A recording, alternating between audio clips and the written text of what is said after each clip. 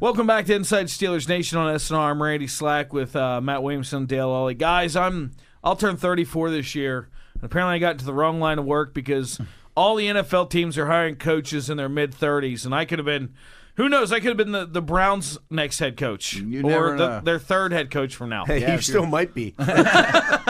Dale and I are over the hill.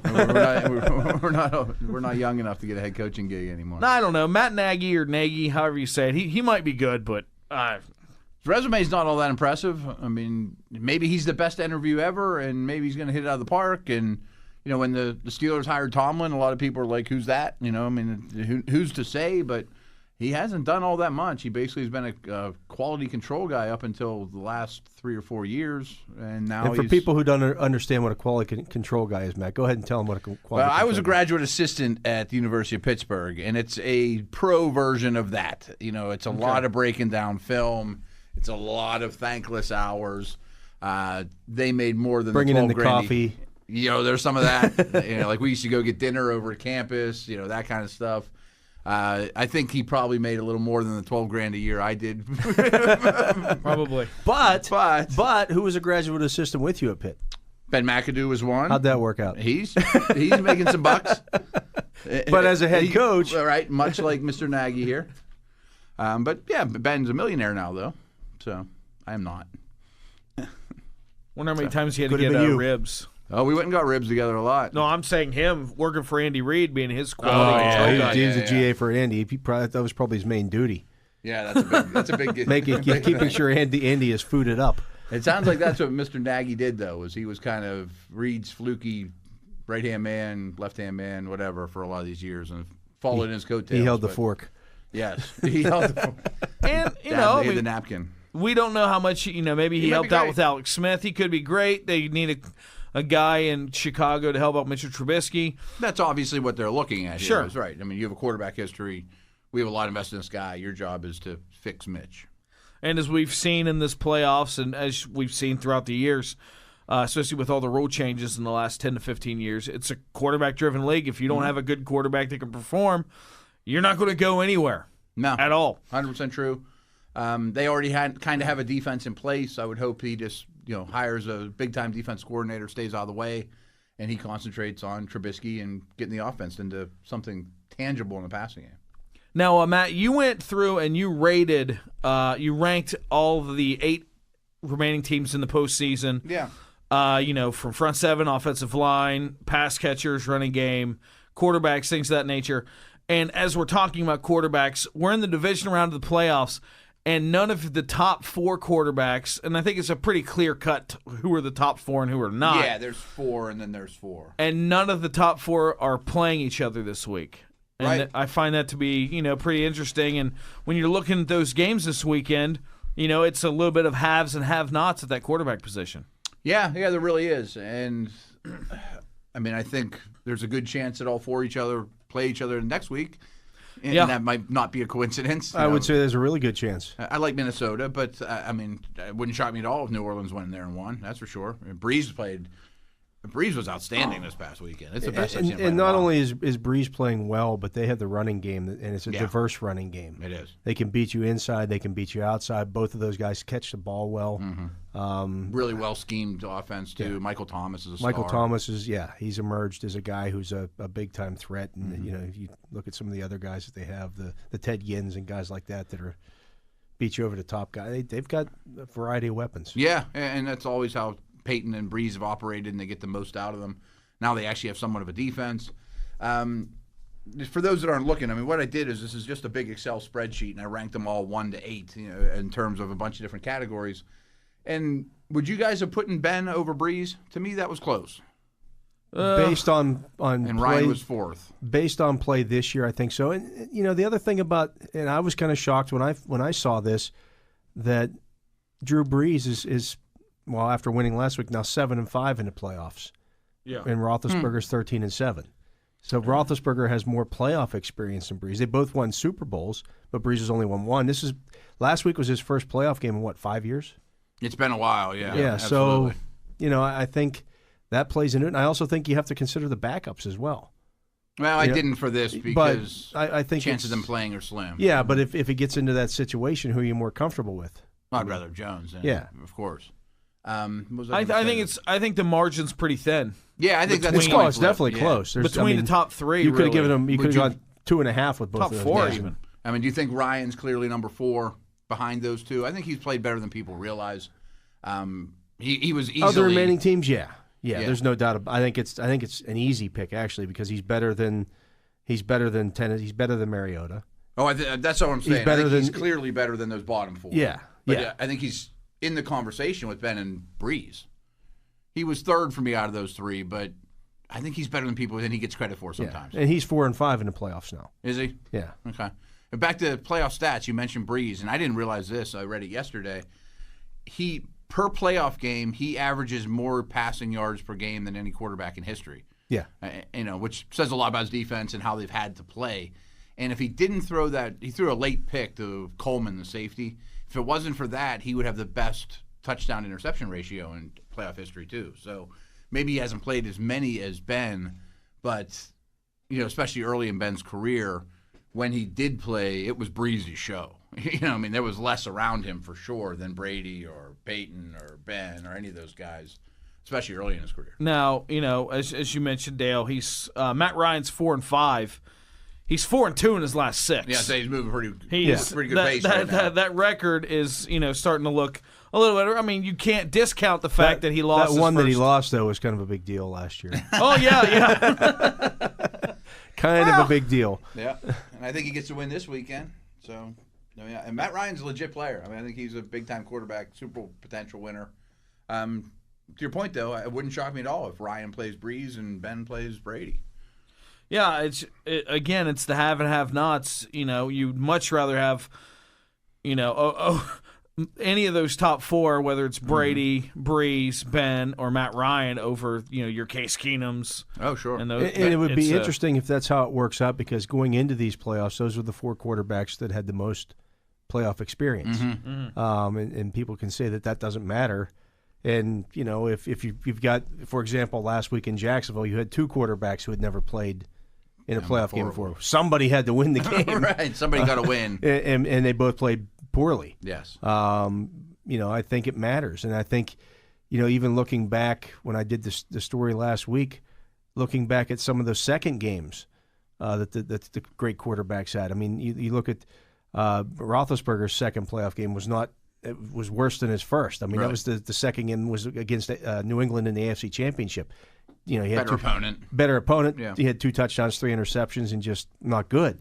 Tom Brady in his second and third playoff games was not good.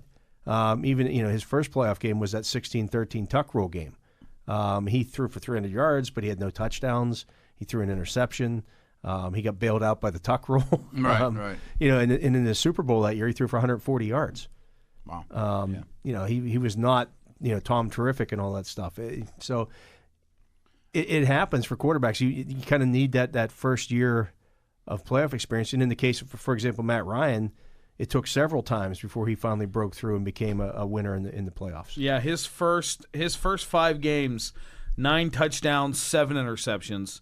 His last 4 playoff games, 10 touchdowns, 0 interceptions for Matt Ryan. Yeah, that sounds about right. And then kind of on the flip side, Alex Smith and Cam Newton were eliminated. Those guys have been in the postseason. They're veterans. They're considered stars or close to it.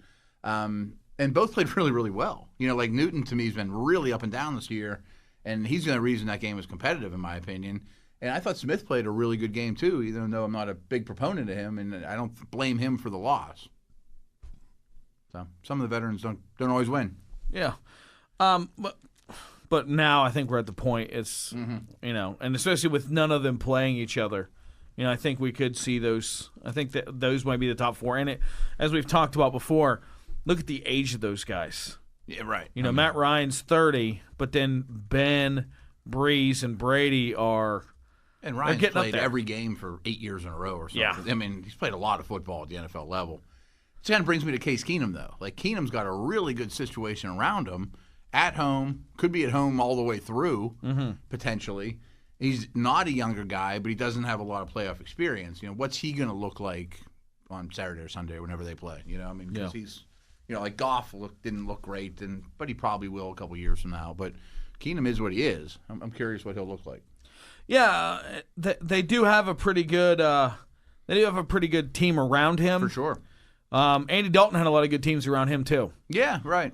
We don't know what Case is going to do. He's had a great year, but things are different in the postseason. No doubt. He's done a tremendous job of not only has he not turned the ball over, but he hasn't taken sacks, and it's not like he's just thrown in the stands over and over. And they're still creating a fair amount of big plays, and the scheme has certainly helped him. And he is well coached.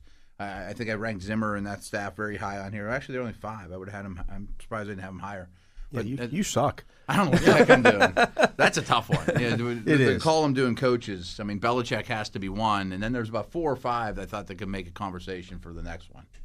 And I went with Tomlin. As far as playmakers, looking at some of your other rankings here, I think it's pretty dead on with Pittsburgh having the second best running game and the best receivers.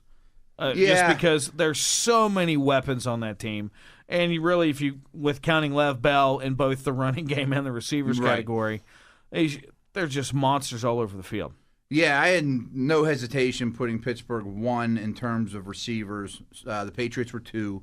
Running game was harder for me, though. I mean, there was a lot of good running games in the postseason. New Orleans with that 2-headed attack, I thought pretty deservedly was number 1. Atlanta's pretty strong, too. I mean, when they want to be and they stay dedicated with that 2-headed attack. And New England isn't flashy, but they just pump out rushing yards. And so those are the ones I competed with, but I went with the Steelers, too. It's interesting you have Jacksonville 7, and yet they led the league in rushing this year. But it goes back to what I'm saying. I mean, they're not impressive on the ground Yeah, lately. what are they doing now? Yeah, what are they doing now? Fournette doesn't look great. The blocking's not there. And, again, the teams ahead of them are pretty good. Minnesota runs the ball well. Tennessee runs the ball well. So one thing I think the Steeler Nation might be interested in, we're not going to break down every ranking on here, but of all the categories, there's 1, 2, 3, 4, 5, 6, 7, 8 categories. The Steelers are second, first, 5th, 8th, 3rd, 2nd. So they're top 2 or 3 in almost every category. And obviously the one people are going, well, where were they last? Defensive backs is where I put them in the end. Which I don't think that's really a surprise. Because there's a lot to of good anybody defensive who's followed backfields, that to team. be There's honest been a with lot you. of Right. good defensive backfields, and we've They're seen allowing big plays, and I don't like how Mitchell's playing. And there's an argument there. Tennessee, I had 7, but like the Eagles at 6 are pretty darn good at safety. And I mean, there's some really good secondaries in the postseason right now. Yeah, and if you look at this thing and you kind of add up the point totals, really the only team that's in the conversation with the Steelers is New England. Probably New England, right? Because you have them 1st, 4th, 2nd, 5th, 8th, 2nd, and 1st. And I'm not. Yeah, their special teams actually be 1, and the Steelers are 2. Yeah, that's a conversation for a different day for off the air. But actually, that is kind of interesting. Just to tell people what I did here with special teams. I don't watch special teams tape. I'm a scouting staff of 1. I don't have time to do that. So I go to Football Outsiders, and they do the work for me, and I wrote down all their stats for the year on special teams. And almost all the teams in the postseason are between 15th and 21st on special teams, except for the Patriots, who are second, who ended the season second in the league to Baltimore. And it's funny because those two are always at the top of the league. And the Steelers were 3rd. So not only are the Steelers the second best special teams in the postseason, but by Football Outsiders, who I trust on this stuff, they were 3rd best out of 32. And Boswell has a lot to do with that. And Juju's return probably didn't hurt in Week 17. And, Yeah, speaking of the Juju's return, and we saw Martavis get some earlier, and I think Eli Rogers has played better. The special teams for the Steelers have been pretty decent this year. There's some disasters early. Yes, but it's been a long time.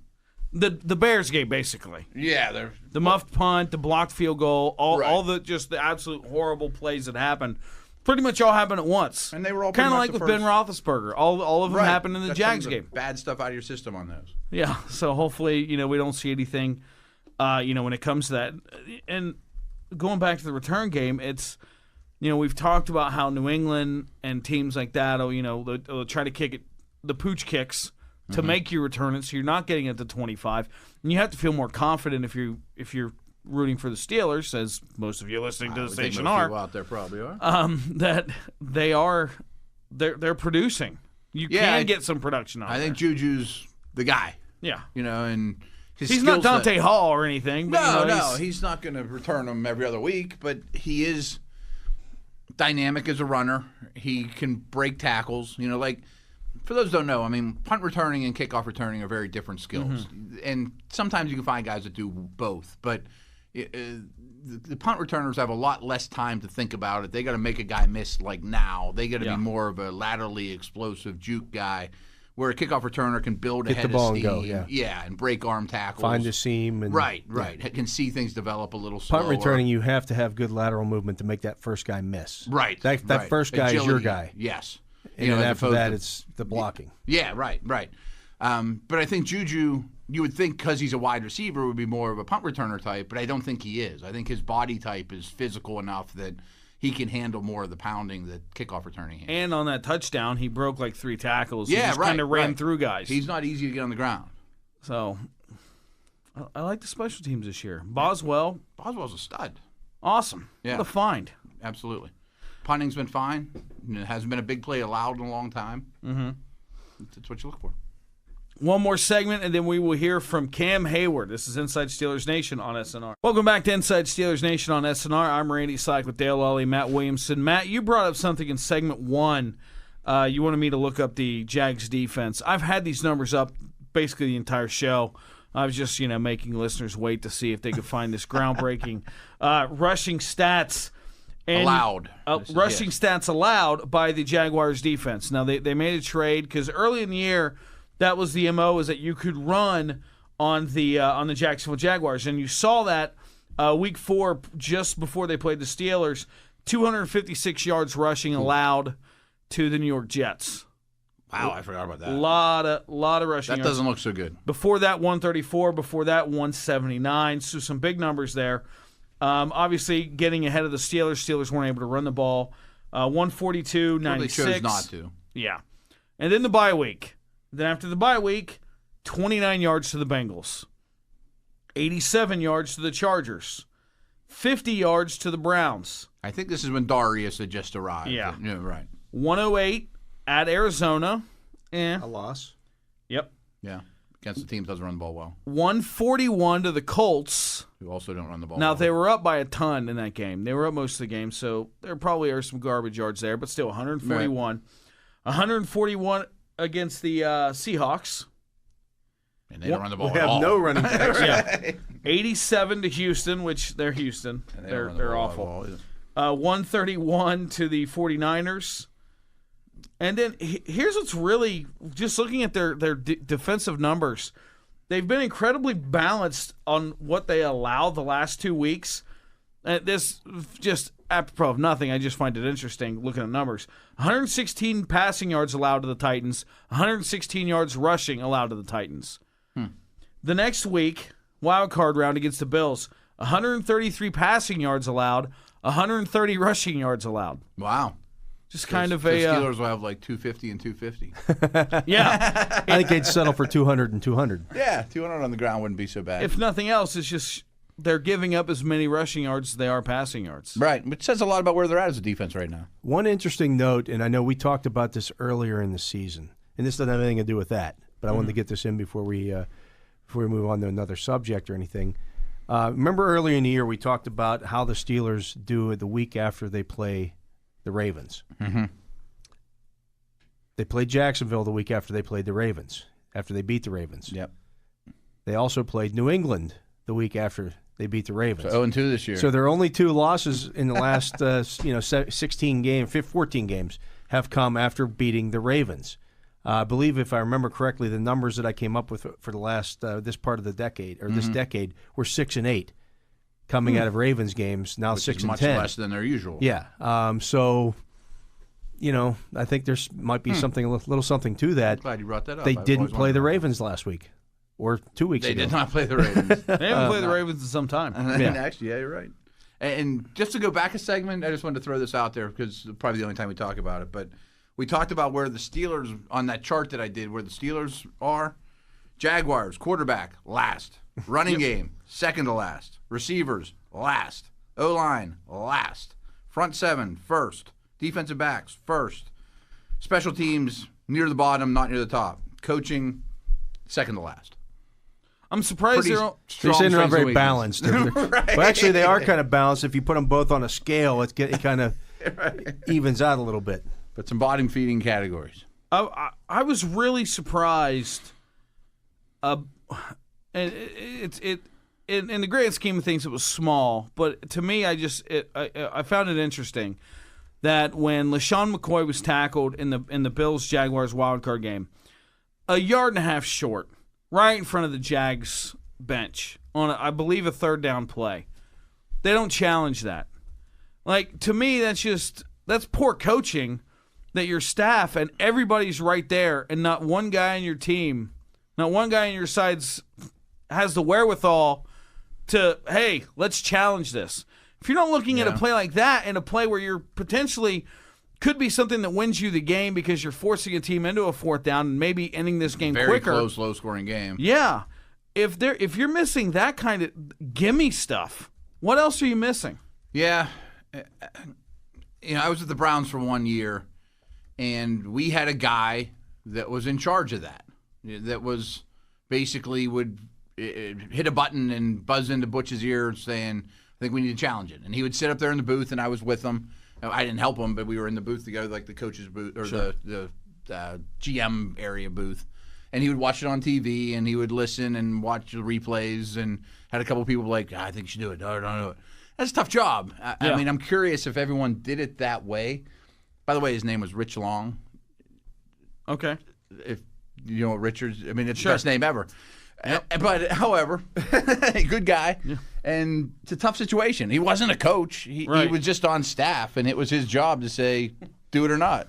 He was the quality control control Sometimes he was guy. rich, and sometimes he was dick.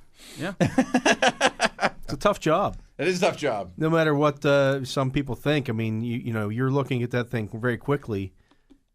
Yeah. And you're sometimes and the other team's running to the line of scrimmage trying to get playoff. Yeah, and you got to decide within a millisecond of do we challenge that or not? Yeah. And Butch is like, should we challenge it? Should we challenge it? Come on. All right. Like, and the coach is sitting beside you, going, "Hey, what are we doing now? What are we doing?" Right. So there's a lot going on there. I didn't envy him. Yeah. Yeah, it's not a. So you didn't have envy. Richard's a good guy, but that was hard to get over. But yeah, it's not easy in those situations. I mean, that's very pressure filled, and happens quick. And you don't know what's going to be seen when they slow things down to the millisecond in New York either. I mean, it's changed in that respect as well. That's part of the problem with the catch rule too. Yeah, I mean, if you watch something in super duper slow motion, the ball's going to move. Yeah, like it just is. Yeah, I mean, it always does. Yeah, right. Like, I think that's part of the problem with the catch rule. Like, if you just stare like, he didn't secure it for the entire time, it's nuts. If you're the Jags, if you're on the Jaguars coaching staff, defensively, I believe you got to go in the same game plan you went in with the last time. Yeah, you want to load up. You want to make the Steelers run into 8 guys. But I'm less confident about it now. Yeah. Just because I'm worried Juju and and the thing is, and the other thing I wanted to mention, I'm glad you brought that up, is I think AB really got the better of Jalen Ramsey in that game, and it didn't always show. Wasn't there a long pass interference call or something too?